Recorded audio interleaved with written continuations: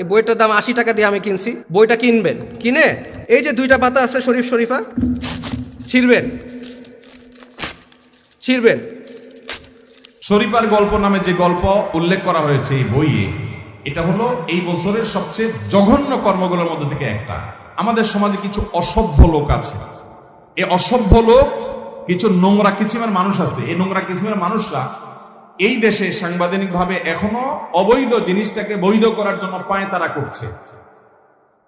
এই অসভ্য মানুষেরা আমাদের দেশে অনেক অনেক দেশের দৃষ্টান্ত দেখি, অনেক দেশ তারা তাদের পারিবারিক সম্পর্ক বলেন, তাদের জীবনের শান্তি বলেন, সব হারিয়ে তারা ধ্বংস হয়ে গেছে আল্লাহর নির্দেশের বাইরে তাদের প্রবৃত্তির পুজো করতে গিয়ে। তাদের অনুসরণ করে কিছু লোক আমাদের দেশে সমকামিতাকে বৈধতা দেওয়ার জন্য অপচেষ্টা সবসময় করতে থাকে।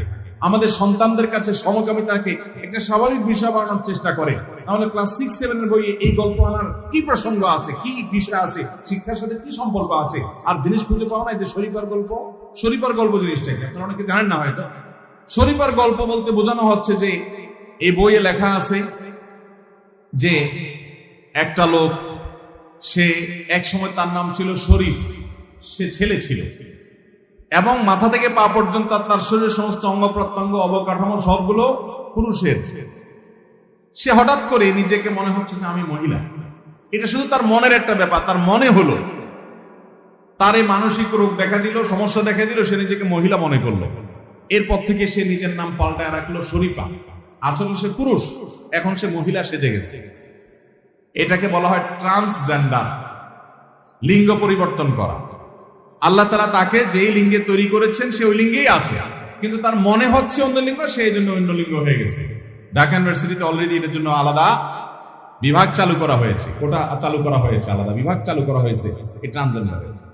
এবং আমাদের বই পুস্তকে বাচ্চাদেরকে শরীফার গল্প শেখানো হচ্ছে। দেখেন এই গল্পটার জঘন্য দিকটা কি, যে আমাদের একটা বাচ্চা যখন শিখবে যে একজন মানুষ শরীফ থেকে শরীফা হয়ে যেতে পারে, আর একজন মানুষ শরীফা থেকে শরীফ হয়ে যেতে পারে, কিচ্ছুই না, শুধু ওনার মনে হলো তাই উনি পুরুষ থেকে মেয়ে হয়ে গেলেন, মেয়ে থেকে পুরুষ হয়ে গেলেন।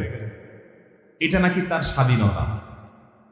আল্লাহ রাব্বুল আলামিন তারাকে পুরুষ করে সৃষ্টি করেছেন, সে নাকি মেয়ে হয়ে যেতে পারে। আচ্ছা বলেন, এই তথাকথিত শরীফ লোকটা শরীফা হয়ে গেল, এটা মিথ্যা একটা গল্প বানাইছে আর কি, বাচ্চাদেরকে বিভ্রান্ত করবার জন্য।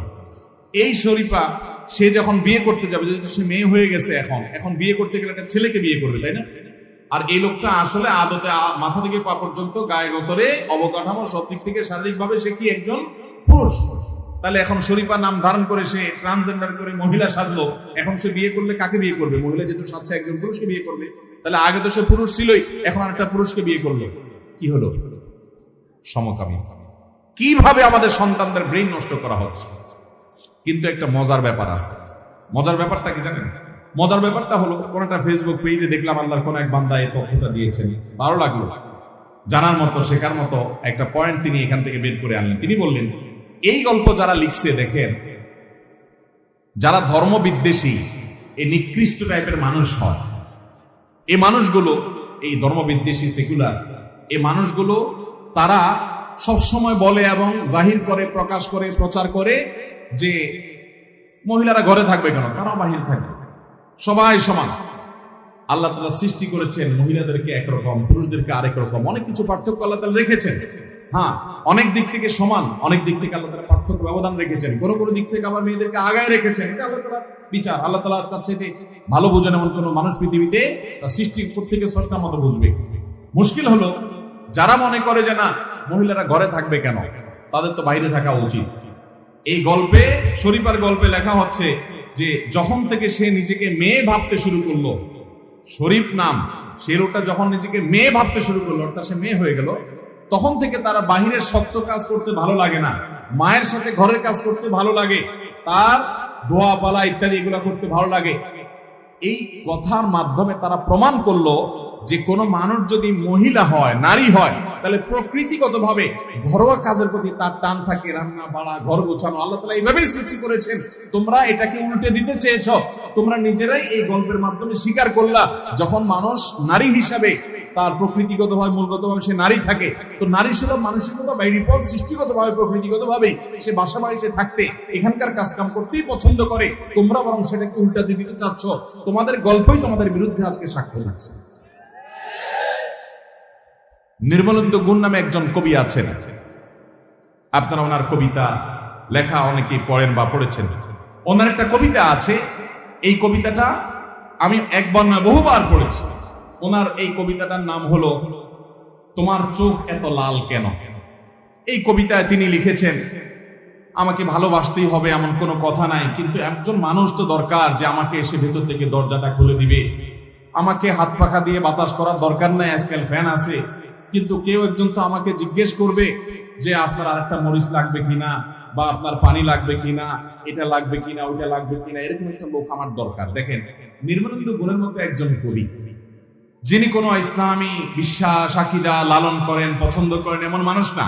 তার কবিতাতেও তিনি অকপটে স্বীকার করলেন যে একজন নারী তিনি প্রকৃতিগতভাবে ঘরোয়া কাজ করতে তিনি পছন্দ করেন, এবং সেভাবে আল্লাহ তাআলা সৃষ্টি করেছে। আর এই কথাটাই উলামায়ে কেরাম বলেন, এটাই কোরআনের কথা।